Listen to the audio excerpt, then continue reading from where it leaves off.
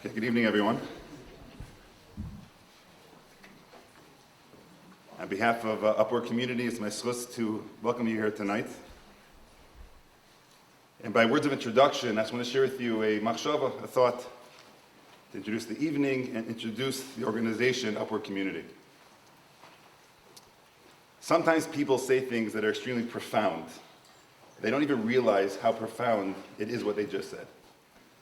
So I was giving a parsha shir a few years ago, and we were talking about the idea that the entire mitzvah of chinuch is found at the beginning of Parshas Emor. The beginning of the parsha says the word Emor twice, Emor v'amarta. Rashi tells us, Yikan lahazir hagadolim ala ketanim, that the adults have to give hadracha and warn their children on different mitzvahs in the Torah. And a question the Meforshim ask is, it's very interesting because in the context over there, it's the halachas of tumas kohanim, ritual impurity. Now, one would think that the entire mitzvah of chinuch could be found somewhere a little bit nicer, perhaps by Shabbos, perhaps by Yontiv, by Tefillin, by Tzitzis, something. The entire source of the mitzvah of chinuch is by the halachas of tumas kohanim. What's pshat? So I shared a machshava from my Rosh Hashiva, Rabbi Yaakov Weinberg, the Rosh Hashiva Ner Yisrael, and he gives a very simple mashal. Imagine you have a bunch of young boys playing baseball in the backyard. One of the boys hits a home run over the fence. On the other side of the fence is a cemetery. And all the boys go running. I want to get the ball. I want to jump the fence. Me, me, me. And little Aaron HaKohen is about to run and jump over the fence also. And his father sees from a distance and says, Aaron, Aaron, no, you can't go. You can't go. And Aaron comes whimpering back to his father and he says, Todd, it's not fair. All my friends can do whatever they want. They can go wherever they want. And I have all these limitations. Why can't I go? So ask Rabbi Weinberg, what is the style of chinuch of the father towards his child? Is he going to say, I know it stinks, but you got to do what you got to do. There's limitations. Or does he say, the zchus of being a kohen? It's such a benefit. You're so unique. No one else here is a kohen. Okay, there's certain limitations, but it comes with major benefits. Says Rabbi Weinberg, the source of the mitzvah of chinuch is in tumas kohanim, because that's the style we have to all be mechanech our kids. It's never a burden to be a yid. It's a zchus. It's an opportunity. All the opportunities to be a yid. Yes, there are certain limitations, but we gain is far more. One of the attendees of this year says to me, I have a different answer to your question, Rabbi. I said, what's your answer? He says, because only the father of a young Kohen boy, he realizes that he has to take the full responsibility of the chinuch of his child. There's no curriculum in schools for hilchos kohanim. So who's going to mechanech the kids on the halacha of tumas kohanim? It has to be the father. No one else is going to do it. And I said, you chop the godless of what you just said? Because very often we hoist the chinuch of our children on the schools. And we feel that we're going to release ourselves from this responsibility. But we learn the entire mitzvah of chinuch from the halachas of kohanim because really, ultimately, it's our responsibility as parents. But after you realize that it's our responsibility, now we have partners. The partners are the schools, and the partners are organizations like Upward Community, like we have today. A third answer to this question, I believe, is when a Kohen father is being mechanech his child, how does he look at that child? Does he say he's great, or does he say he's a nobody? He's mechanech him as he sees this child as being a great child. And so too, when we look at our children, how do we see them? We see them as greatness. When Yosef HaTzadik saw the musta yukna of his father, and it stopped him from doing an act he should not have done, some of Meforshim say that's not he saw his father's image, he saw the way his father looked at him. Saw the esteem he had in his father's eyes. I can't let down my father, he sees me like a tzaddik. And I believe this is an appropriate introduction to this evening in general, in particular when it comes to Upward Community. This organization is an organization that empowers parents to realize their role as parents. It empowers parents to realize the greatness of the children that they're raising. And it empowers the children themselves to see their own greatness and to have the tools necessary to endure the difficulties and challenges that come up in life. Upward has done a phenomenal job of shifting from what it had as the original image as being, of just addressing issues and saving kids who are in trouble. Now they are proactive. They're in the schools and they have programs for adults and children to give them the necessary equipment they need to go through life. And as I said last time I spoke for an Upward event, we don't know the success of this organization. You know why? Because if it is only based on stats of how many kids come in already in trouble, those stats that we have, but who knows how many kids found themselves in some situation in life, a difficult situation, a challenging situation they may have in the past succumbed to, but because they had a toolbox that they opened up that was provided to them by Upward, and they reached inside of it and said to themselves, I could do this. I can handle this because I'm great, my parents see that I'm great, and I have the capabilities and tools to be able to handle this. They were able to overcome that challenge. And therefore, obviously, I give tremendous support to this organization, and tremendous yashar koach to this organization for all the amazing things that they do.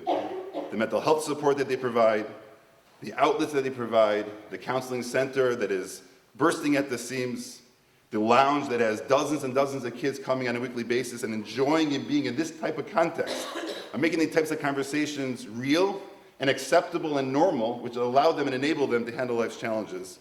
Baruch Hashem, we're zeichet to have this organization in our city, and my berachas headed is they continue to have tremendous hatzlacha and bracha in all that they do. It's my schus tonight to be able to introduce tonight's speaker. It's actually the first time I ever met him, but he's someone who Shem Tov is hoylech lefanav as a tremendous mechanech, a rav of a shul, and the manal of the yeshiva of Waterbury. I've honestly had a tremendous admiration for him from a distance. I've heard many of his shiurim, I've gained personally from him, and therefore it's my tremendous schus to introduce Rabbi Daniel Kalish from the Waterbury Yeshiva.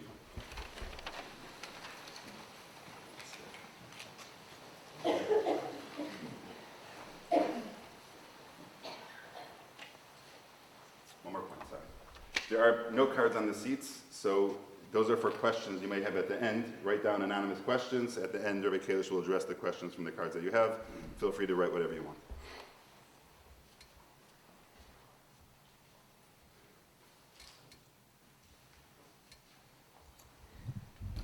I want to start with a few thank yous before we talk the sugya of the night. And the first thank you that I want to give is to everybody here, that before we even begin any discussion, that we're sitting here now, we're all busy people, and it's midweek, early in the week, and we're taking time to study together about parenting says a lot before we study any detail of the sugya.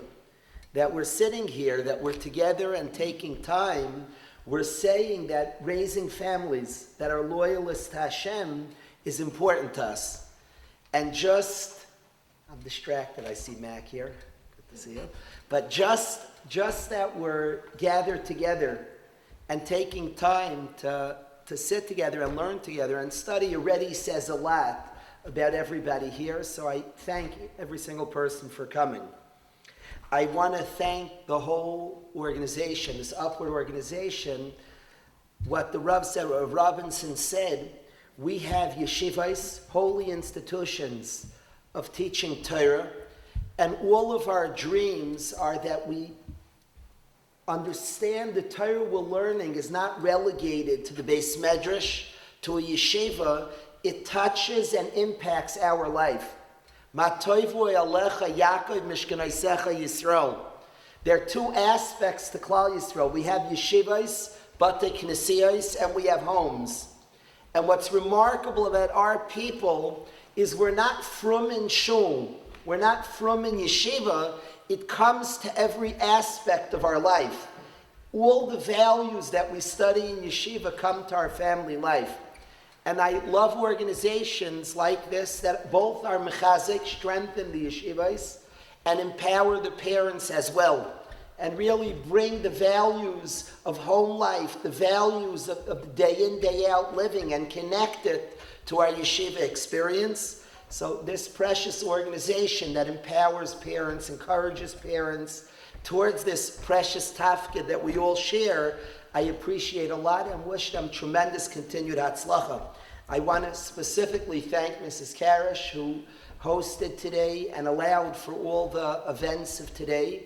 I want to as well thank the Palachek Mishpacha, this precious family that I'm zeicha to be close to. They're incredible people, and I appreciate all their kindness. Rabbi Robinson is hosting us. Hearing him for a few minutes, I would love to know Rabbi Robinson better, but very much appreciate him graciously hosting this event. Davar bi'itay ma yafeh, to discuss a sugya that's wide and broad of parenting, I want to start with something that's relevant this minute, right now. We're sitting in a period tonight, right now, the days of Ches, Tes, and Yud. These 3 days, Ches, Tes, and Yud Teves, something important happened, and I want to share a new vart. I've never told Meir Aryeh, even Ephraim, Yosef, I've never shared this specific idea with them. I want to share a new idea with everybody here that's relevant to our tafkid and relevant mamish to right now.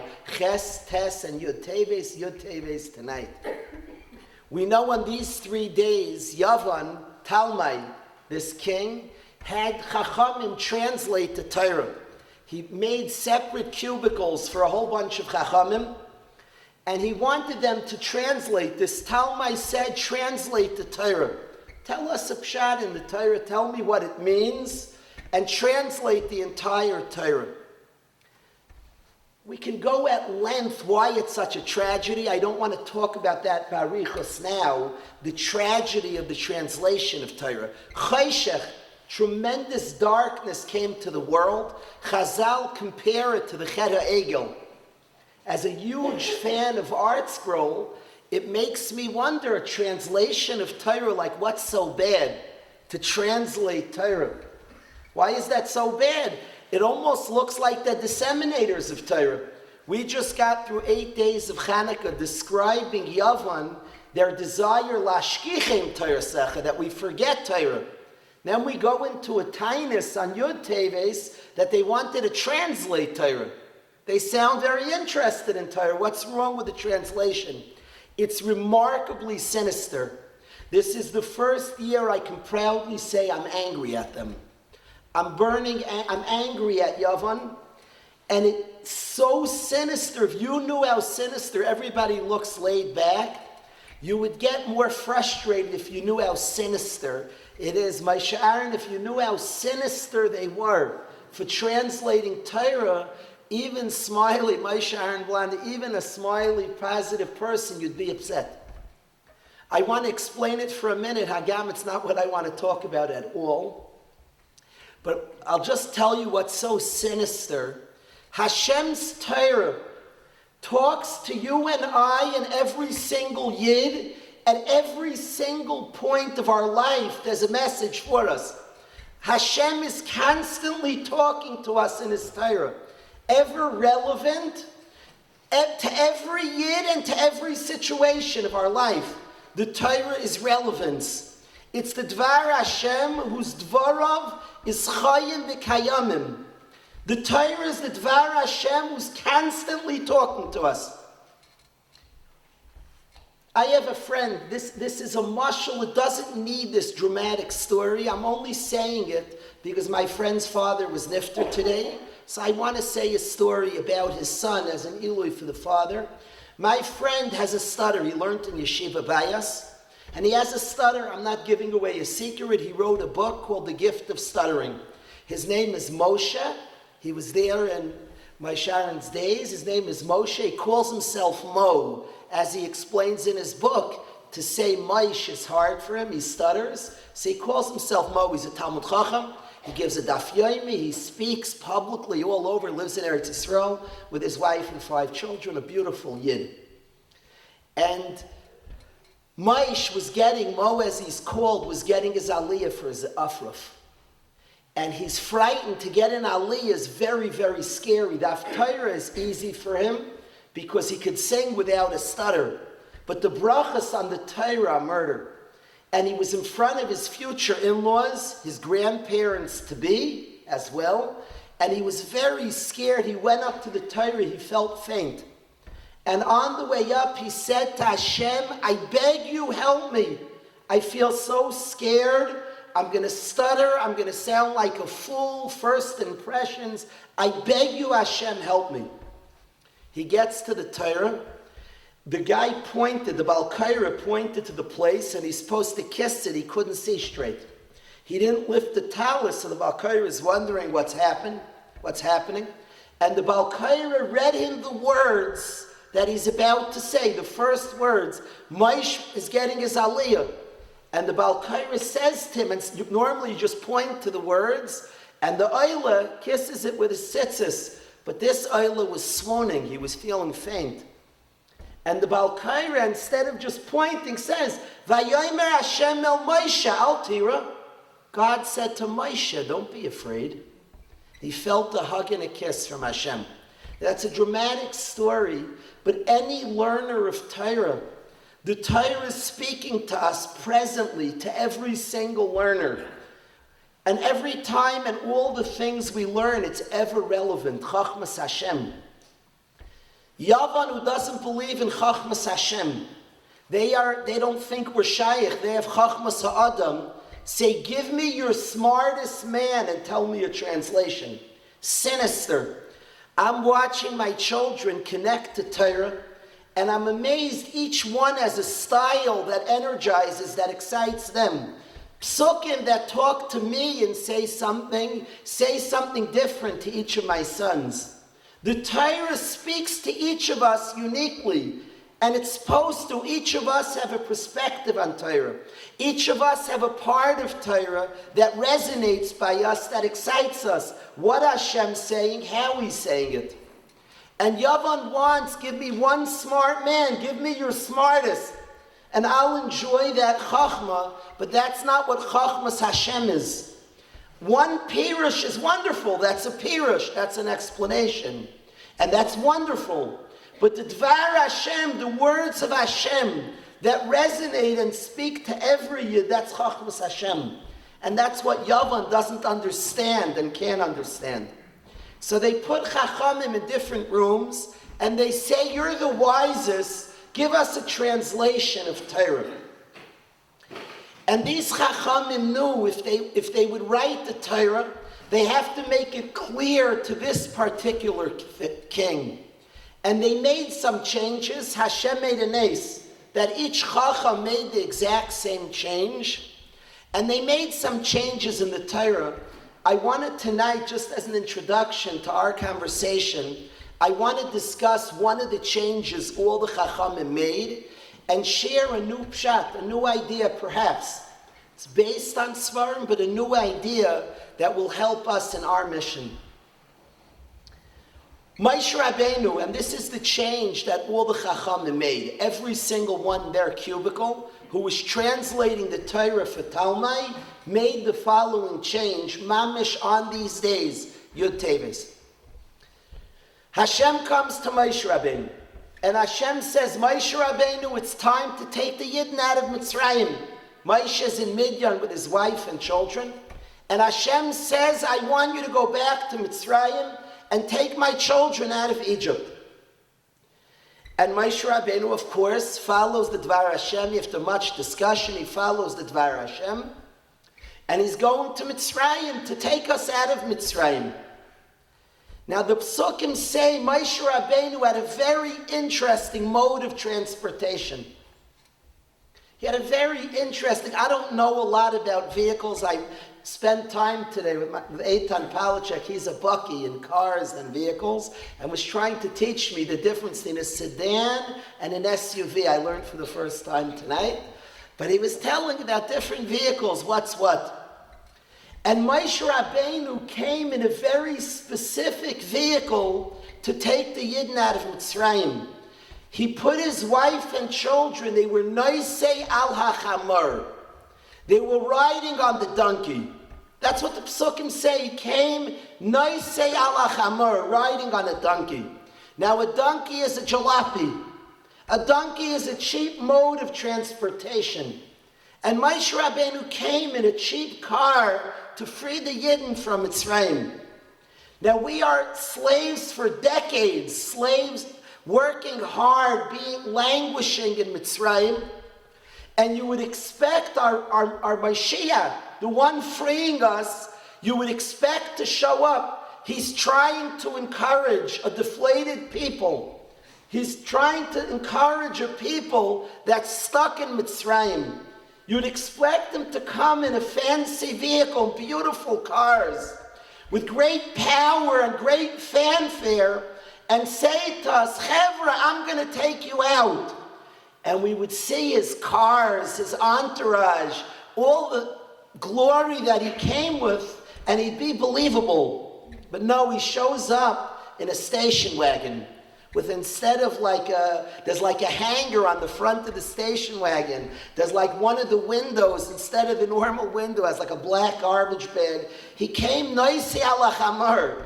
And to a people stuck in servitude, he said, I have some great news. You're free. I'm going to take you out.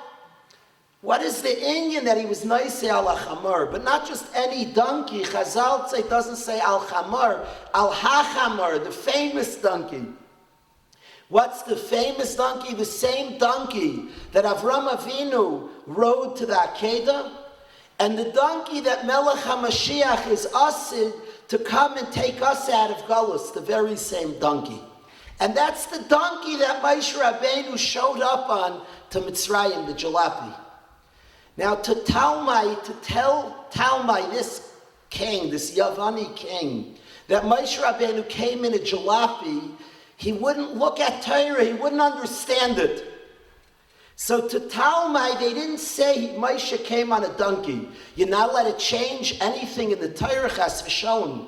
So they said he came in a vehicle, noisei b'nei adam, that which a people carrier, something that carries people. Talmai pictured a white steed, a sus. He pictured a fancy mode of transportation. And you and I know the Dvar Hashem, the truth, that he came in a chamar. So today, when we celebrate, when we remember people who try to make us forget Torah, not have the Dvar Hashem that's ever relevant to us, those that are lashkichem, that only understand Chachmas Adam, only are limited what a human being can understand, a very limited Torah, we have a limitless Torah. And our limitless Torah, the Dvar Hashem, wants you and I to know that Moshe Rabbeinu came in a chamar and a donkey. Why? What a strange way to announce to a people, to energize, to encourage a people stuck in a difficult situation. What a strange way. I want to suggest a pshat, an idea, to everybody here. We'll see what you think. I want to suggest an idea why Moshe Rabbeinu came on a chamar. And I want to say like this. This is how I distinguish between a horse and a chamar. Coming on a horse is I'm in a very bad predicament, a bad situation, and my hero rescues the day. He comes from outside with superhuman power. He comes on his horse would represent the hero.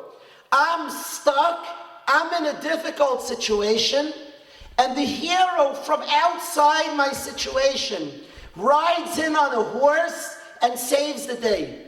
As a mashal, somebody has a difficult child. Being saved by a horse would mean some Rebbe comes, who's the best Rebbe in Chicago he has, and flies in on their horse and saves the day. That would be Moshe Rabbeinu driving in on a horse.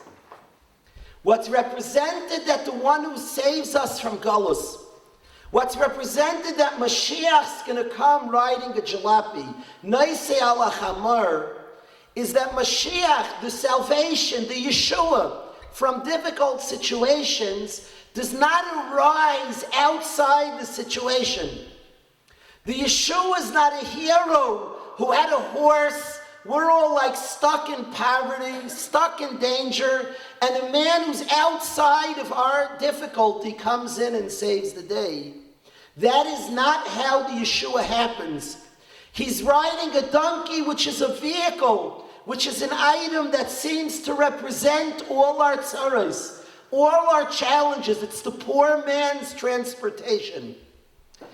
What it means is that the path to redemption, both Mashiach and Moshe Rabbeinu, who freed us from Egypt, the path to freedom is gufa from within the difficult situation. Naisei ala chamar, the chaimer, the very situation, the very difficulty that we're stuck in. The Yeshua comes, I have watched this for years. Sometimes the yeshiva gets too much credit. In our case, where you'll see a bacher steig, and I know there's a mother who found superhuman strength. There's a father who dug deep and became patient in ways that were supernatural. There's people who prayed. There are people who changed. The difficult situation and the response is what creates the Yeshua. In Mitzrayim we got out, but their cry, our cries, came from itself the difficulty. That's Noisei ala Chamar. The freer, the one who redeems us, comes riding on a donkey. He's not riding a sus. He's not coming from without of the circumstances. The very challenges that we have force responses. Either one could be miyayish, one could just hope and wait for a sus to come, or somebody could respond with superhuman faith, superhuman patience, superhuman love, with real responses from the situation itself that bring us out, that free us from the situation, the real response from the situation. The Geula is a process from within the difficulty, from within the challenge itself arises the Yeshua. And the first message I want to say of the great Zechus, that raising children, we acknowledge is work. Amalenu, we say it at our Seder, Amalenu Elu Habanim. Our work is children. Children are precious. Children are wonderful. And we acknowledge it's a challenge. We're going to put years and years of serious work, of very, very serious work into raising our children. And this challenge, this great zechus, this great opportunity of raising a family of loyalists to Hashem, we're going to engage this avodah, this beautiful and priceless and precious task that we have. We're going to not look for outside sources like the Rav, like Rev Robinson said. Certainly yeshivas are wonderful, but v'shinantam levanecha. We are going to take this chance and opportunities, and each child is its own opportunity of our becoming bigger and better people, because we're going to engage this task. And the Yeshuas, the great successes and salvation will come gufa because we learn to daven. Who has children and doesn't daven better? Who has children and don't increase our savlanas, more patience? Who has children and don't increase faith, more emunah? We will embrace the task that we have, and from the very task, and from engaging and embracing this precious task that is such an important, that is the important part of our life, certainly will be zeicha with siyata d'shmaya to much success. We come from Avram Avinu, and Avram Avinu, ever the great idealist, Hashem says, you know why I love Avram Avinu? Ki yadativ. Why do I love Avram Avinu? There are a lot of answers. Avram is the great idealist. He's Mekarev hundreds of thousands. Avram Avinu, and Hashem asks, why do I love him? And his answer is fascinating. Liman asher yitzaveh, as banav, as bnei beisay achrav, lasay stak lishmartz. Avram Avinu was mechanech his family. Avram Avinu did a lot of great things. But Hashem says, I love him because he was mechanech his family. And this task of being mechanech our families, we will engage and work and embrace this tremendous mission that we're zeicha to. I wanted to share a fascinating chazal to talk about our task. It's relevant to every area of Yiddishkeit, but specifically in chinuch, I wanted to share a very fascinating chazal with everybody here. Say one more point, and then we'll talk questions. But I want to share an incredible chazal with everybody here. It's a very sensitive chazal. To study such a chazal, we have to study it carefully. A very sensitive Gemara in Kedushin. The Gemara in Kedushin tells us that there was a tzaddik, his name was Rav Amram Chasida. Rav Amram Chasida calls him a chassid, somebody who doesn't just keep the laws, l'fnei mishur sadin, keeps the entire Torah, and is lefnim mishur sadin, above the law, chassid. And Rav Amram Chasida, the Gemara tells us that he had many talmidim, and Rav Amram Chasida in the city, they had rescued some captives, and they needed temporary housing, and it was nashim, and they put these captives in Rav Amram Chasida's second floor. He did not want to have a yichud problem. So what he did was, there was a ladder that it would take 10 people to move this ladder in order to go from his first floor to his second floor. I assume there was a way from the outside for the captives to go outside, these nashim, until they found their proper place. And they removed the ladder, so Rav Amram Chasida had no way to get upstairs. This way there was no yichud problems. Fine. Rav Amram Chasida has a massive Yetzer Hara. Hashem sends him a Yetzer Hara. And he picks up a ladder that 10 men it would take to carry it. And by himself he puts it there. And he starts climbing up the ladder to do an Aveira. And he's halfway up the ladder, and he grabs a hold of himself. I don't want to do an Aveira, he says. But he's halfway up the ladder to do an Aveira. And he starts screaming, Rav Amram Chasida, fire, fire, fire, by Amram Chasida's house. He starts screaming, fire. All the neighbors, everybody here, screaming, coming out of his house, fire. And the house fills up with people. Including in the people is his talmidim. I picture the scene. This scene is wild. His students for years are telling the neighbors, my Rebbe. They're talking about their Rebbe, my Rebbe. The magic of Rebbe. I have a Rebbe. The magic of the word Rebbe. My Rebbe. I was going to speak to my Rebbe last Pesach. And I was nervous, sick. I couldn't sleep the night before. I was shaking. I was excited to speak to my Rebbe. And I only was mechazik myself that I'm so happy that there's somebody. I'm so excited. I can't sleep. I'm so nervous and anxious and excited to see him. I'm so happy that I have such feelings about a human being, a Rebbe, magical. I imagine Rav Amram Chasida's Talmidim always spoke about Rebbe, Rebbe, Rebbe. You got to meet my Rebbe. And now the neighbors met the Rebbe. And they're sitting in the room together, this spectacle. Everybody knows why he's halfway up a ladder. And the Rebbe from the top of the ladder is sitting there. And in the room are community members and his students. And his students are just, you can pick out who his students are. The red tomatoes are his students. They're beet red. They're so embarrassed. Rebbe. And the Talmidim say to Rav Amram Chasida, Rebbe, you disgraced us. You embarrassed us. We always talk about you, Rav Amram Chasida. We always say, my Rebbe, my holy Rebbe, my tzaddik. Rebbe, you embarrassed us such. And his response is, better you're embarrassed now than in Olam Haba. And I ask you, what were the Talmidim saying, Rebbe, you embarrassed us? They understood why he yelled fire. So what are they saying? Rebbe, you disgraced us. You're halfway up the ladder.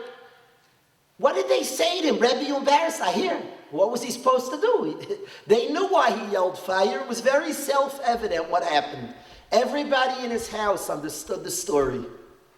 So what did they mean? Rebbe, you embarrassed us. What are they asking? Elamai what? What do you want him to do? What does it even need an answer? Some of the Mefarshim say, and it's a little bit mivur that way later in the Gemara, that Rav Amram Chasida had other ways to save himself. And that's what tell Rebbe, you disgraced us. Why did you save yourself this way? Couldn't you do something different? Which he could have done, many Mefarshim say. So why did you save yourself screaming fire? You made a late Sunday. It was disgrace. Rebbe's halfway up the ladder to do an Aveira. He said something. I love ladders. Simchas Torah in my shul, we dance around the ladder. I love ladders. I run a camp, Baruch Hashem. I named it Sulam. For many years, I love ladders. I like the concept of climbing and growing. Ladders are very important to me. All of life, the title of Ben Ali, a growing person. Very precious. Ben Ali, a growing. A ladder is a mode to get up, to climb. And I love this story of Amram Chasida, from his perch on the ladder, told us something that will allow us all in our lives to climb. I believe this is what he told his Talmidim. I could have saved myself in other ways. So why did I do something so embarrassing? I announced my struggle. He's sitting on the ladder and the Talmidim are saying, Rebbe, we need a new Rebbe. You're not magical anymore. You're so embarrassing. You have temptations. You're fighting battles. This is embarrassing. And he said to his Talmidim from the perch, what does it mean better to embarrass in this world than Olam Haba? Olam Haba doesn't mean tomorrow. Olam Haba means a world of truth. Something called a Ben Olam Haba could be right now. Olam Haba means truth. And he said to them that I care about truth, not a fake world. Better to be embarrassed in an Alma de Shekra and to be real in an Alma de Emes. From his perch, he said, I could have saved myself different ways. But there's one thing you wouldn't learn. I wanted you to learn to choose reality over perception. People, are they going to understand reality? Perception matters. Perception matters. Yisem Nikiyim, perception matters. But never choose perception over reality. Choose reality. And that's where Amram Chasida said, I could have saved myself other ways. But I wanted to show you that I'm willing to forgo how the neighbors think for what's true. I wanted to show you to choose what's true. Avodas Hashem. To live sincere. People are going to say, are going to think, but I did what's true. I did what's right. That lesson, if I saved myself a different way, you wouldn't learn. Reality over perception. Reality over perception. And on this sugya of chinuch habanim, of raising children, to always choose reality. All of us want to look wonderful. There's no feeling like going with all your kids in shul and people say, wow, what a dad.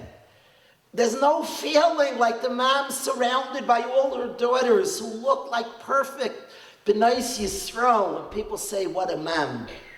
And we want it, and there's nothing wrong with wanting it. And perception matters. But the world of reality, emes, reality of truth, of sincerity, what's true, what's authentic. I want to tell you in yeshiva, we have alumni, the guy's learning Yom Ha'Layla, and people celebrate you. Whoa, wow, what a guy.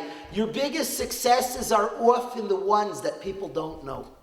People see him, say, tremendous success there. It's not what people see. There's a world of reality, and with our own children, chinuch habanim, it's important that we define, we're aiming for sincere avodas Hashem. Each kid is different. Each journey is unique. Never to sacrifice reality for perception. Of course, we want the neighbors to see what a job we're doing. That's normal. We're human beings, you and I. But the ikr, the reality, sincerity, what's true, always choosing what's true and what's real. In this precious avodah, we want boys and girls that are sincere avdei Hashem. What a lesson of parents, and perception matters. Of course, that's one aspect we teach, but of course, as part of all that we teach. But there's something called the world of reality, of emes, of sincerity, of authenticity. And never to sacrifice that. The neighbors may not understand. And hopefully we'll do, Be'ez Hashem, things will go in a good way, even in a way that the neighbors can understand. But what we're striving for is the reality of a person being a sincere Eved Hashem. In that vein, really on that note of reality over perception, I want to say, and this is not, the sugya is a large sugya. It's a great sugya in all our life to really focus on sincere, authentic, something that's deep and real, and this touches all areas. I want to say in the chinuch of our children, how often I see that we're not in touch with the real story of the child, of getting in touch of what's going on deeply and profoundly. How often we're pushing one thing and the real story is happening elsewhere. I want to share a Bacher's story that he said over in front of the whole yeshiva. I'd like to share it with you, only to bring out this point that in a world where we care about the truth, not the perception, not what others see, but what's really happening, lean into each of our children to what's really happening, reality over perception. What's going on? I want to share a story. A Bacher said in front of the whole yeshiva, the last night of yeshiva, he said, I would like to share the story. I was there when the Bacher spoke to the whole yeshiva. And I'm going to quote Kimat, not word for word, Kimat. He said like this. He said, 4th, 5th, 6th, 7th, 8th grade, I was the best kid in my class. I was the best kid. I'm mamish mitzoyin. I was doing so well, hundreds, aleph pluses. I got into a top masift in America. Best kid in the class, good school, top guy. I got into a top masift in 9th grade. I'm acing it. I'm a good guy. I'm a top guy. Late in 9th grade, in my city, I don't know the Chicago version of 7-Eleven, but you know, the Lebedika kids are hanging out somewhere. And he said, late in 9th grade, I start hanging out with some difficult kids. By 10th grade, I'm a pothead thrown out of the yeshiva. He said the external version of my story, I'm the poster child, keep away from the bad kids. Look what happens when your son gets the bad kids. He said, I'm that nice to meet you all. I'm the good boy who was murdered by the bad kids. I'm the poster child of keep your kids away from the bad kids. He said, tonight I want to introduce myself to the whole yeshiva. He described when he was a youngster, his father running away from home. He described in detail what it means at your bar mitzvah to get your aliyah and you have no father at your side. He described what it means that in shul you're a deep outsider because you have no father lovingly standing next to you. And he said, kids thought in elementary school I was smarter than the rest of the guys. I don't believe it's true. He said I needed 100 more. I thought that was my ticket to being an insider. I'll be a top guy in a top yeshiva, I'm an insider. He said late in 9th grade, I said to myself, I've gotten hundreds for years, I'm in a top yeshiva, I feel the same outsider I always felt. It hasn't helped. I need to try something different. I went to the quote-unquote bad kids. I thought there was a camaraderie and a kinship there that I can't find anywhere else. It didn't help, he said. He said that I was looking for something, though, that had no part of my story. They didn't hurt me. I went there looking for something. And then he thanked the guys that this is the first time in his life I'm an insider. What I want to bring out is there's a superficial, a bikayos, a wrong way of looking at a story if it's just an external version of the kid, he hung out, but why'd he go there?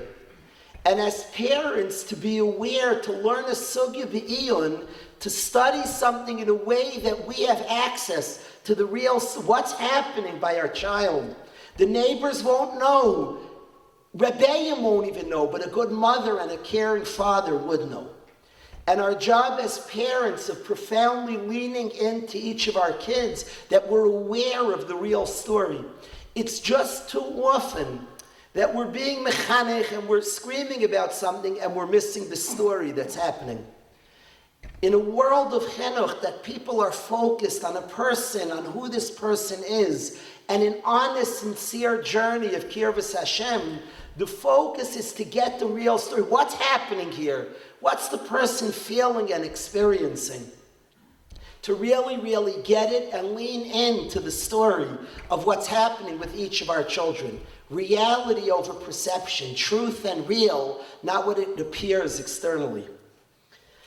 I want to share a Gemara in Gittin that I think is important for this sugya of parenting. This is this next thing I want to share. The topic of chinuch, there are many styles. I'll have my style, you'll have yours, We're different people, and each of us have different styles of chinuch. And to me, each parent, Hashem giving a child, gives us the ability to be mechanech the child. Reb Nosson Tzvi Finkel famously said, he told this to Reb Palm actually, and Reb Palm for many years would quote this from Reb Nosson Tzvi Finkel, who was his junior in years, but would quote this from the Heilige Mir Rosh Hashiva. And he said, Achrayus gebt koiches, responsibility gives strength. And each parent, I believe, is endowed by Hashem with the intelligence to be mechanech their children. And in Yeshiva Bayas, what I want the parents have all the answers. Much, much more than any Rebbeim, because they're the parents. Parents have the answers. That's my belief. Hashem gave somebody this child, they have the answers. Somebody once went to Reb Shlomo Zalman Auerbach and said, I came to a lot of money. I was gifted by Hashem a lot of money. Where should I give the money? And Reb Shlomo Zalman Auerbach said, did Hashem give me the money or you the money? Meaning, if you were given the money, you have the answers where to put it. If you look in Ilchas Stuck, if something's close to your heart, so then that's a good answer. He said, Hashem gave you the money, not me. And with our children, Hashem gave a parent, a child. They're endowed with the chachma to be mechanech, to raise an elevated child. So on the topic of chinuch, it's hard to be fired up. There are people disciplinarians, people softer. There's all different styles of chinuch. And certainly you'll be mechanech in a style that's comfortable to you. The topic that fires me up on the discussion of chinuch, and this is the main message I want to say to everybody tonight. We spoke about reality over perception. Certainly we have to discuss what we're doing, that's for sure. Reality over perception, to be honest and sincere and truthful, lean into the true story. But what fires me up in chinuch is the Gemara in Gittin Samach Zayin says as follows. Isi ben Yehuda saying the praises of all his Talmidim. And he gets to Reb Yehuda, and he says about Reb Yehuda that he's smart when he wants to be. Is that a praise? He's smart when he wants to be? Did you ever go to PTA and the teacher says your kid has potential? If you walk out, hey, I'm so happy. If one of my Rebbeim says a kid has potential, I will fire them on the spot. That's like it's not a praise. We all have potential. Every human being has potential. When you're told on PT has potential, is not saying how much he is, it's saying how much he isn't. He has so much potential. What's wrong with him? He's not living up to it. They're not saying what he could be. We all have endless. We're a human, we're a Ben Adam, we're the bottom of Hashem. Smart when he wants to be? Does he usually want to be reviewed? That sounds like such a funny praise. How often does he want to be? If the teacher told me my kid's smart when he wants to be, that means he's not putting in much effort probably. What is that? He's smart when he wants to be. But that's what Isi ben Yehuda said about Rabbi Yehuda. Says the Maritz Chiyas, Davar Nifla. When we have bad midas, we can't access our wisdom. Hashem gives us all incredible wisdom to raise our children. Incredible.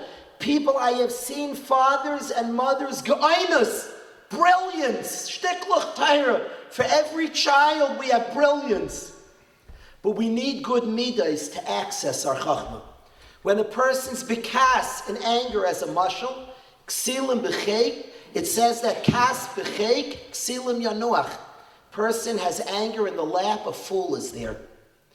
When a person's with midas rois, they become unsmart. They become foolish. And what the Maritz Chiyah says, Isi ben Yehuda was saying, Rabbi Yehuda smart whenever he wants to be, means he had good midas. And it means his chachma was always accessible. It means he never got angry. He never had kinna. He never was worried about silly things. What are the neighbors going to say? My reputation in Chicago? No. What's the truth for my child? Good midas. My main thing to parents, to us all, we know how to self-regulate. We know when we have good midas. Be mechanich from a place of good midas. patience, love. We know each of us can call ourselves out. I'm angry now. That's not chinuch. When I'm mad, there's no chinuch. When I'm mad, there's no chinuch. It was Thursday night. My shara knows the buses roll out of Durham, of Yeshiva, Thursday night. The guys go home for an off Shabbos. So the buses are ready to leave. I called the Bacher's mother, and I told your son, push the dorm counselor, he's suspended for a week. Push the dorm counselor, it can't happen. I pulled the kid aside, I said, I love you, but you're gonna have to go home for a week. You pushed the dorm counselor, I gave him a big hug, told him the next week, I spoke to the mama, don't add any punishment. Not being in yeshiva is already an einish chamer. If you add, you take away that you're looking to me, don't add any einish. Not to be in yeshiva, I can't think of it. Take him to every ball game, every steakhouse in your city. He's not in yeshiva. I can't think of worse einish. The bacher feels that way. So beseder, he's suspended for the week. His mother's been called, he's been told, and the bus pulls out Thursday night. Sunday night, the buses come back, and off walks the bacher, and he says, "Hi, Rebbe." He's been suspended Thursday night. That's Sunday. For one, it's not a week, and he's not supposed to come back till the next Sunday. And he's back off the bus. "Hi, Rebbe," with a smile. I was angry. I was mad. I was mad. He defied me. I just told me suspended. There's no chinuch right there. Because I'm angry. I can't even access. It's a question. What do you do? The one hand, it's so cool that he just wants to be in yeshiva.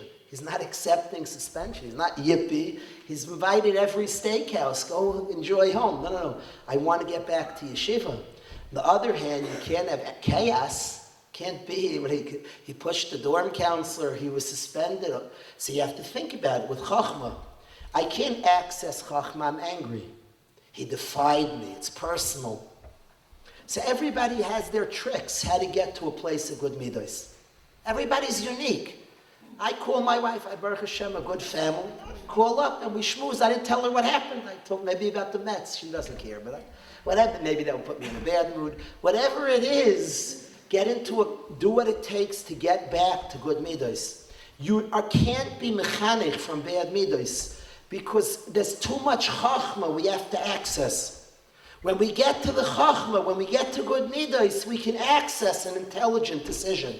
We may ask, but let's say I'm mad and something has to be done. Act mechanical. Two kids are fighting and you're in stress. It's not a time for chinuch. Don't give any shmuzim. We can't access our chachma. Act mechanical. Break them up. But act with good midos. We're brilliant. Hashem gives us because He gave us children. And achrayus gibt kaiches. With responsibility, we get strength. We get powers. But we have to be able to access those powers. It's pasha, the parents is given so much. Hashem gave us a child, gave us the capacity to understand, to dig deep, to lean in to the needs of this child. That's pashat. But to access that, we need good midos. If we're in bikas, not patience, worried about smallness, then we can't access tremendous chachma. That's the main thing that fires me up in chinuch. Parenting from a place of good midos. We want nachas, and we said the speech was redefining nachas. I'm talking about reality over perception. Nachas is not that the neighbor says we have a great son, or even the moru or the rebbe. That's wonderful if they say it. But the reality, we're proud of this child. This child is doing what's right. He's doing what's true, is putting in effort to grow. Nachas. We want that and we have the capacity to achieve it. Chinuch with good midos. Working hard, pushing more savlanas, more patience, more understanding. To get bigger, more work and to be mechanech from a place of good midos. Then we'll be smart when we want to be. Anytime we'll be able to access our chachma. That fires me up a lot. Chinuch from a place of good midos, really pushing hard, trying hard, that all our chinuch is from a place we can call ourselves out. We know what it means. That's the main topic that I want to say here in chinuch, is to always be mechanech our children. Our precious children that we so badly want them to be sincere servants of Hashem, always be mechanech from a place of good midos. We can come up with guidance for each child, for each situation. We'll have chaps, we'll have understanding. Some of the things that parents come up with, and it's hard to even share because the situations are so unique. Each family life is so, and certainly we could ask shilas. Certainly it's wise to get ideas, but the main answers lie in the family themselves, in the parents themselves. That's the main answer. We hear advice, it's wise to get advice, but the main answers lie. I would say on myself that my biggest change in my years in chinuch, when I was young, I looked at it, the parents are home, I'm involved in a boarding school, so the kids are here, let me work with this person. And today I'm much more, the parents are the solution. I look at it when the bus comes with 200 bachrim, that there are 400 more people join the yeshiva, dad and mom. And the parents are the solution. The parents have solutions and have answers. And both, I want to help the child get closer to the parent, encourage the parent to get closer to the child. The parents have answers. There's a love that a tata and mama have that's unparalleled, a love of a tata and mama. And parents have massive to offer their children. Hashem gave them this child. And the parents with chachma can encourage, can lean in and be so powerful for their children. We're seeing a world, all of us know we're seeing a world that there's a massive amount of pretend, of illusions of connection. People craving real connection are turning to ridiculous places of pretend connection. And clearly what's being cried out for is authentic connection. The love of a father, the love of a mother. And all of us are capable of leaning into our children's journey with tremendous, and of course, the midas that we acquire along this journey. The Yeshua comes, naisei ala chamar. The Yeshua comes precisely from the challenge.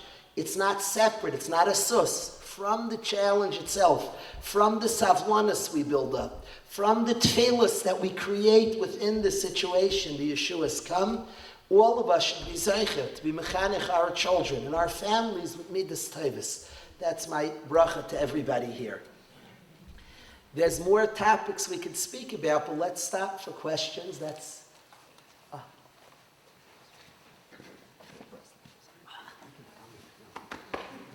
We're phone friends. I'm zeicher to meet Yechiel in person. Excellent.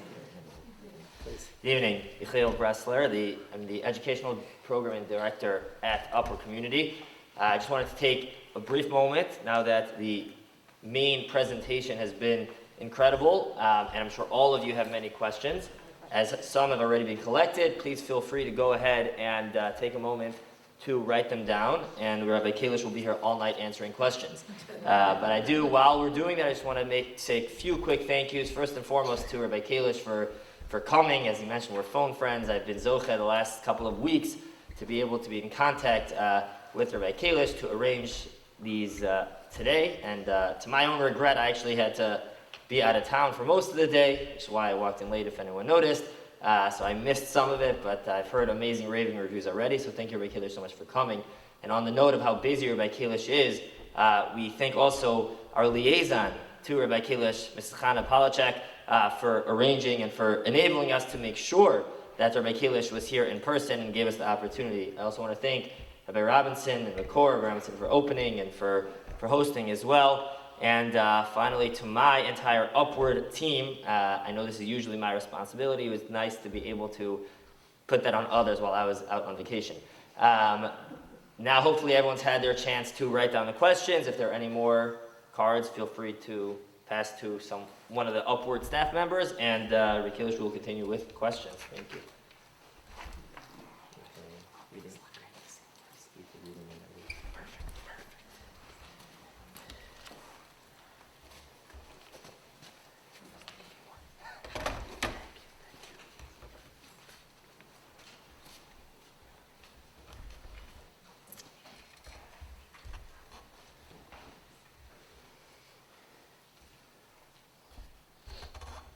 I'll read, this is the first question here. You have to be a very arrogant person, like you're reading questions, like you have answers. What are you thinking? I have the same questions you have, and I like questions. And questions are not scary to me because I love questions. I absolutely love questions because asking questions is the best. People think that a question is like the other. There's North Pole, South Pole. Answer questions. Do you know the closest thing to an answer is a question? The opposite of an answer is apathy, is yiyush. Questions are like the vehicle. How do you drive to answers? How do you get there? Questions is a vehicle, is a car. Questions is the answer to everything. Questions is not like a problem. Question gufa drives us and brings us. I love questions. So all the questions, I'm not here to like give answers. I'm really here to observe the questions, to enjoy the questions, to say we're all asking questions. We came together, we have questions. The answers are certainly in you. I spend a lot of my day hearing questions. I give a shiur for about an hour and a half a day and spend about 12 hours being asked questions. When somebody asks a question, are the answers in me or in them? The answer is not in me, it's in them. The answer is in them. I have no answers. I have no answer. I'm not supposed to have answers. It's their question. They have the answer. It's only the vert to help encourage the question, to handle the question. The answers are in the asker, not the answerer. If you ever go to ask questions and the person thinks the answer's in them, run. Run, because the answers are in the question or not the answer. Shlomo HaMelech already said this. The wise person draws out the answer, does not give the answer. So that's the first one. Most families have many issues: financial, marital, child raising. How do people get superhuman resources? That's a very, very good question. How do we access superhuman resources? If I would almost reword this question, I would say families have many issues: financial, marital, child raising, which is how people access superhuman resources. I would literally rewrite it that the situations themselves move us to be superhuman, because the only other choice is to quit. People are capable, we're all capable of miracles. You know, in chinuch, I always say a person who's pragmatic should never go into chinuch.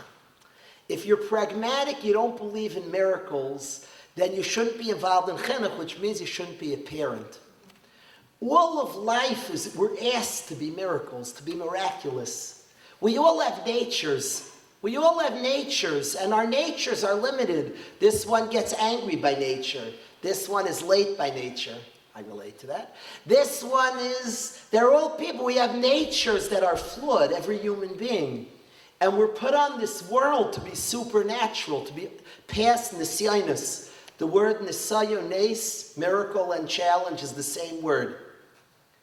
If I could pause for a minute, is that a ceiling up there? If I told this to the Bach, they'd all walk out. Rebbe, you say this every day. Is that a ceiling? No. It's not a ceiling. Is this a floor? No. When I say floor, so both of us want to talk. I want to be close to my shower, and it would be awfully hard to be close if we couldn't talk. So when I say floor, when you say floor, let's both picture this. This is not a floor. It's not a floor. There's nothing about it that's an F, an L, an O, and an O, and an R. It's just when I say floor, so everybody thinks about that. Is that a chair? No. When I say chair, think that. It is a kisei. Kisei is not a way to refer to that. That's its essence. If you know what each letter of the Aleph Beis is, they're each spiritual forces. It is a kisei. It's not a chair. There's halachic differences to that. In halacha, if you read the Megillah in English, you're yaitza. But if you read it to a Frenchman who doesn't understand English, you're not yaitza. Because he didn't say anything, it was gibberish. But if you read it in Lashon Kodesh, you're yaitzi if you don't understand. Because if you say kisei, you said that, whether you understand it or not, because it is a kisei. If you said chair and you don't know what it means, you didn't say anything. So in Lashon Kodesh is what something is. You'll understand something. It says Pare didn't know Lashon Kodesh. You ever wonder, like, you couldn't get a linguist to teach him one? The man knew 70 languages, Lashon Kodesh, he couldn't figure out. It's not that hard. What's Rosetta? Somebody couldn't, like, get him the Rosetta on Hebrew. They were out of it, the store. But he couldn't learn Lashon Kodesh. One more language he couldn't learn. Abba, Eli, no, one more language would have been so hard. But it means he didn't know Lashon Kodesh. He wasn't the Maimin Bashem. Lashon Kodesh is a Shema Etzem because God calls that a Kisei. A Chaf is from Hashem, is a power, is a force. If you're not Maimin in the absolute, then there's no absolute word. So he knew Lashon Kodesh like he knew French, which means he didn't know Lashon Kodesh. That's what it means. He knew. He probably could say the word Kisei and knew it meant the chair, but it meant the same thing as a chair. Bayas Kisei is a force.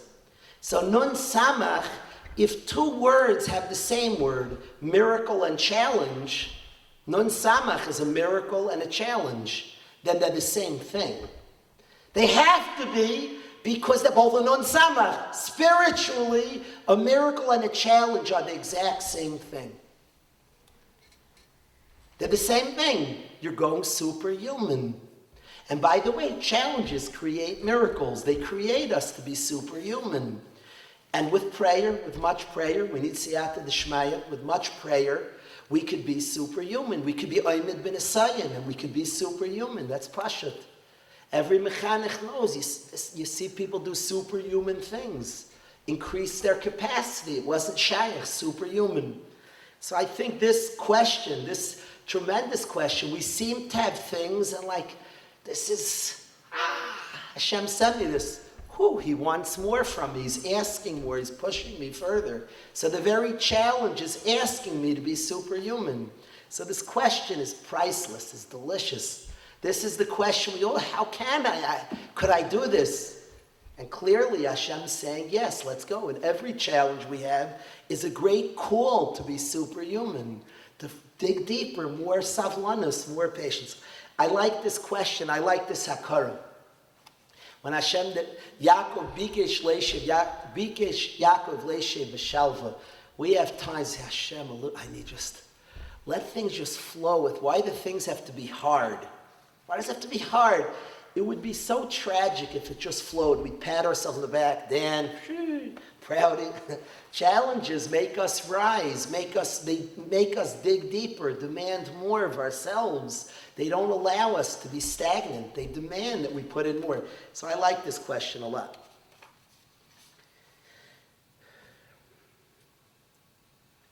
I completely agree that parents can't control their kids completely and stop them from doing things. But what is the proper response? For instance, if a child is smoking, the parents say we don't smoke in this house, and the child continues to smoke, what should they do? Just continue to say that as the child disobeys? Doesn't that undermine their authority? It's an excellent question. There's many discussions from this question, many things to discuss. Certainly limiting things, we shouldn't have many things we're asking and not being listened to would probably not be so smart. I want to say two things. Every question we can spend, it's right now 9:15. We can go on this question easily till like Shachris, easily. So I want to discuss two aspects of the question, admitting that there are many things I didn't discuss in this question, but I want to take two aspects out. I want to say never underestimate the macha, the statement you made, even that it didn't get results. There's something you say to a teenager, that's chutzpah. We don't talk, and stop. The kid may, you can't control, and say something worse. Never underestimate that you said the truth. You're not saying I can control you. You said the truth. We don't talk chutzpah. It's inappropriate to talk to him. But what it do? The kid kept talking. You were saying the truth. You were saying the truth. Don't underestimate that macha. I want to say that. My kid didn't even listen. They did listen. They heard what you said. It's powerful over the years, very powerful. I remember a kid at his siyum said to his mother, he was crying, and he said to his mother that I want to thank you, when I made mothering impossible, you didn't stop mothering. He was talking about the registered macha. And he thanked his mama. I remember at the siyum clearly. The guy thanked. A registered macha is powerful, nothing to do if it worked. You said we don't talk that way. So I want to say that, son, that's a good thing to know in chinuch, that you called it out. The kid said, oh, it didn't do anything. It did do something. You clearly said it does count. The registered macha counts. I want to say that. It's important because it's true. Point one. Point two, I want to tell you a chiddush. It is true we have a degree of control because our kids need us. We have some control. The base of chinuch is not control, and I want to explain this. The base of chinuch is not that you have control. I know mothers, a mother of a single mother, a 16-year-old kid who's independently wealthy. I know a mother like this. The kid's stronger and he doesn't need her. He can buy whatever he wants. She could say, I won't drive you to basketball practice. Well, I'll Uber. So she doesn't have control. Chinuch, the side of chinuch is not I control you. I want to tell you a story. There's a true story. A guy comes to my house, a true story. A guy comes to my house, he's on the phone with the camp director, I'm friends with both of them, with the following shayla. The kid didn't want to go to camp the whole summer, and the parents were pushing, you got to go to camp.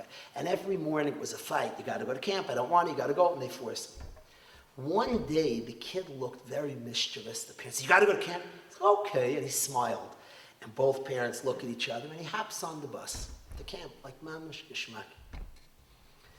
Later that day, they get a call from the camp that your son is thrown out of camp, never invited. We never in the history of camp had a kid misbehave like this, and he's done with camp.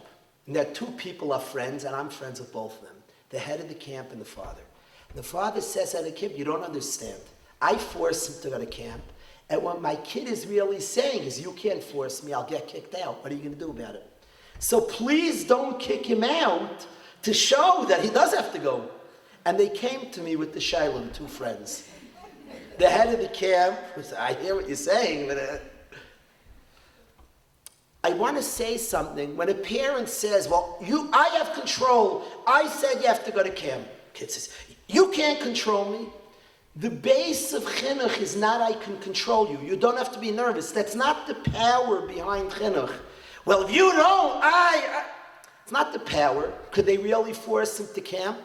I would give my kid a big hug and say, you figured out, I can't force you. Now go to camp. The base of chinuch is not that I can force you, it's that I control you. Because the reality is we don't control. It's not the necessary force behind chinuch. I have 200 guys in yeshiva, energetic guys.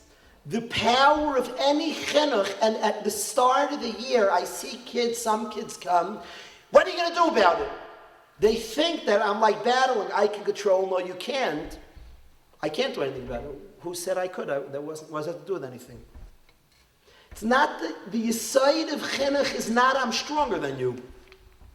People who think the base of chinuch, I'm stronger than you, have a lot coming when it's no longer true.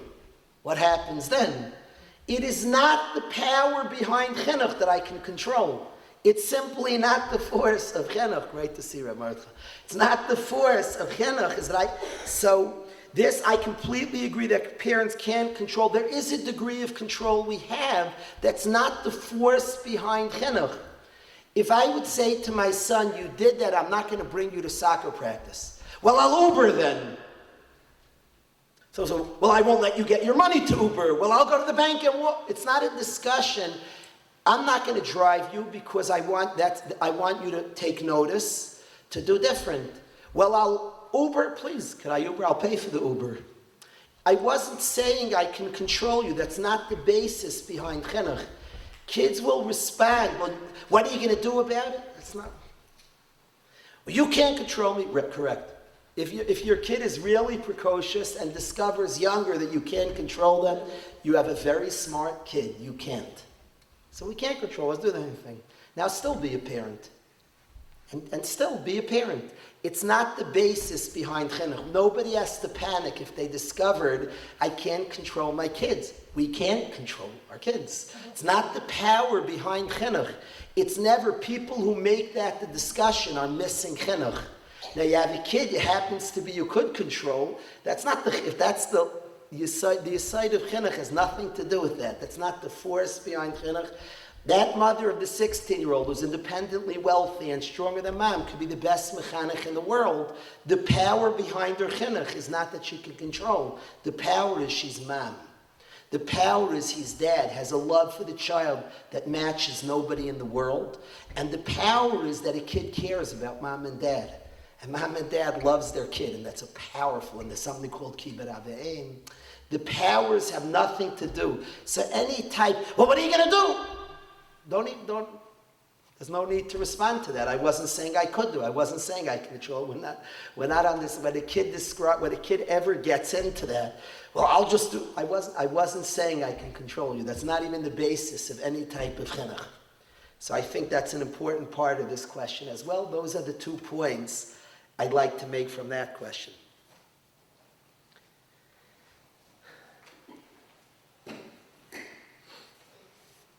You're wondering the one I just skipped. And we'll get back to that one. My son makes racial slurs and negative comments about another race. I don't find such comments to be appropriate. What do you suggest? I think very, very powerfully that there's no room in a home for putting down a tzelem alekim. It's a Mishnah. I think people are breaking a Mishnah when they knock a race or a type of person. And I think as parents, our biggest tool in chinuch is modeling good behavior. That's our biggest tool. All our kids learn to speak. My wife's a speech therapist. Do we have many speech therapists here by hands? So how do your kids all speak? We only have 2 speech therapists. They learned to speak. You never sat them. They learned by observing you and observing me. That's how our kids learned to speak. They weren't taught how to speak. Most of the things we learn are observing our parents. And huge in a home, in the Lashon of the Gemara says, Shusa diyanuka b'shuka, the chatter of a child in the marketplace, oida vua oidima, comes from dad and mom. Certainly in our homes, not putting down any human being is huge. We are a people of Gerim. Our start was Geras, that's who we were. And it was that we should always have Abbas Hager, to love the outsider. That's 36 times in the Torah, and there's literally no room to put down people. So what we do, each child, we all have our ways, our responses. Could be a registered macha, could be stricter. We all have our own unique chinuch styles, but that we model behavior that doesn't put down. This question, I'm so impressed that they're sensitive to this. No human being. That's Dvarim Pshutim. Hashem is Racham aval kol masav. Hashem has a love for all his creations, and there's no place on earth, none in Yiddishkeit. It's a Mishnah in Abbas, that Chaviv in Adam Sheniver B'Tselem. It's going on Goyim, the Rishonim speak it out. Every human being is precious. There's no room to put down any nationality, any type of person. The question is sensitive, and the fact that there's a parent saying that they're frustrated by a child putting down, that kid's a lucky kid. I don't know this parent's style of chinuch, and what you say to your child as a parent that's hurt, a human being, clearly in this home, if this is a father or a mother, I don't know handwritings well, but clearly in this home, these kids will be lucky because a human being will not be put down. No human being, and a kid is fortunate to grow up in a home that mom and dad don't put down human beings, is Dvarim Pshutim. We once in Yeshiva had a visiting speaker who said like a slur against the race. The guys were very upset. Guys were upset. I was so moved by the sensitivity. They never heard like a Rebbe put down. And guy's a visiting speaker. He sent back a video apologizing. The guys was so mad. He sent a video. He learned that. Certainly that's not something appropriate ever by any of us. And the main, the chinuch of the behavior that we model, the main way our kids learn everything, this is certainly something very precious. Lucky kids for this parent.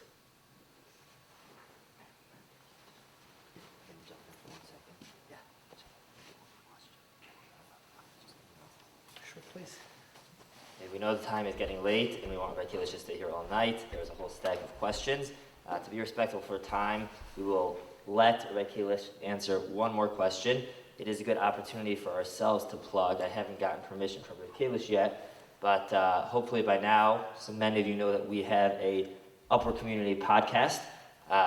If we can pull it off, we're going to keep the questions and see if we could get Rabbi Kalish back on the podcast to continue the questions. No pressure.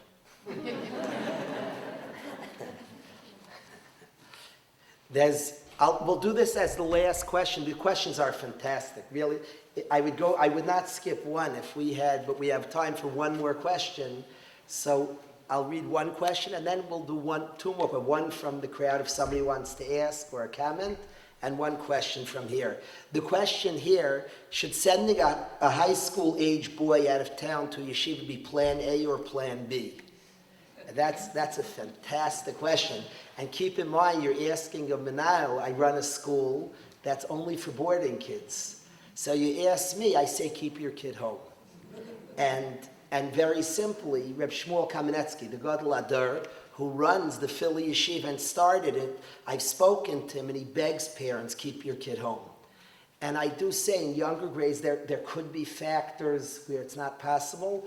The younger grades, a kid needs mom and dad. I can't say such. Reb Shmuel Kamenetsky, from the leader of the Frum Jewry in America, tells people strongly, and I've heard him my own ears say it in person very strongly, keep your kid home. It's huge. A kid needs mom and dad. Today more than ever, we're in a society that's failing with connections and relationships. And if we can keep the home a happy, safe place, having a kid home, I don't think, and it always looks tempting, the out-of-towners, the big guns, whoa, they go to fancy places. It feels very fancy. Reb Shmuel Kamenetsky, who has one of those fancy out-of-town yeshivas, and people ask him, what about yours? I've heard people ask him that, says as a rule, keep your kid home. So to me to say I'm very small, Reb Shmuel is not very small. And to me, parents in the life. But I do want to say I had an aunt who was a very big person. She's in MST, a very big person. And her kids were in a very prestigious out-of-town yeshiva. She would come, I think every Sunday she'd go there. There wasn't the type that your parents didn't come visit. And the Rosh Yeshiva said, she's a big lady, I'm not stopping her. Would come every Sunday to give a hug and a kiss and some stuff to her kids. Her kids are big people today. Kids need a dad and need a mom. Kids need a dad and need a mom. I could tell you in our own yeshiva, we give off every other week. And the reason I do it, I always call it quasi out of town. I want a kid going home. I want him to feel dad's embrace. I want him to get affection from mama. Nobody replaces a mom and a dad. And Reb Shmuel Kamenetsky advises people to keep kids home. Are there exceptions? Is this kid such a studious kid? He needs to be challenged harder. I'll give the love from afar. I think today a mother and a father's love young ages. In the yeshiva by us, I don't take ninth graders as an out-of-town yeshiva. Stay home. I have a text I got right when the plane landed from my mother that you said you don't take ninth graders, and I heard now a ninth grader's there. I have a long, angry text about this, but a ninth grader, I have to still respond to her that I wanted your kid near you, but a ninth grader should be home. A 10th grader should be home. The young ages, home is big. This is Reb Shmuel Kamenetsky. So I do want to say this question, sometimes it feels so tempting to send out of town. It feels so fancy. That's where the big schools, we're close to the situation. We might not see all the positives, but there's a huge mile. It's hard. Again, are there exceptions? We will have, the answers are in us. I only wanted to share such a point that the question really has this powerful point, that it's a powerful thing, Mom, to be near Mom is very, very powerful. It's hard. I would ask anybody sending out of town who's nurturing your child. Who's nurturing? I had a holy mother whose son is in Koil in Eretz Yisrael today with a child, amazing guy. The mother said to me, I'm sending him, this is going to 11th grade, on one condition, you touch him every day. I want him to get touched every day. At home, I would hug him. I'm afraid he's not going to get hugged. That mother said to me, we live in a depraved world, people worried about crazy stuff. The mother said, who's going to give a hug to my kid? Holy mother. She said, I'm sending him on one condition, a hug every single day. I tried as best as I can. I kept my promise. And Baruch Hashem, is a from Bentoris and Koil in Eretz Yisrael with a child, but home, the power of home is strong. Of course, there's something to sending off to yeshiva at the point the kid's ready. So you say, could I get them in 11th grade? You have to really do some good research. What happens, all of a sudden, Philly is going to get a lot of 11th grade applications. You say, Reb Shmuel said to send. So you have to find out. But I think this question is intelligent, and the realization of the question is it's not so simple to send the kid away from home. Now, clearly, it's going to be kid by kid, but the power of home is very hard to duplicate, the power of a tata mama. And even in out-of-town yeshivas, maybe there are two choices. One that comes home every Shabbos or every other Shabbos, and one that you're going to see once every few months. I'm very wary today, and the kid might look like he's doing very, very stark. I'm very, very concerned if a kid doesn't get that emotional support. The word that we have to ask ourselves is nurture. Is he ready? Who's nurturing him? Nurture, emotional support. The Gemara in Ksubah says, would you send your kid to a yeshiva that doesn't serve food? It's a great place. Just no food. No food. There's no breakfast, lunch, and supper. I think all of us would be a little wary. Well, it's worse to have no emotional support than no physical support. The Gemara says that a smile is more important than milk. Gemara Ksubis. Emotional support is as important as physical support. So who's emotionally supporting my son? Is he so he doesn't need it? Who's emotionally, so who's giving a hug and chizuk and understanding? Who's encouraging? Who's getting him? Is really the way I interpret this question. So I appreciate and applaud this question. And I thank everybody for being so patient and being out so late. Have an excellent night and hatzlacha. Thank you so much.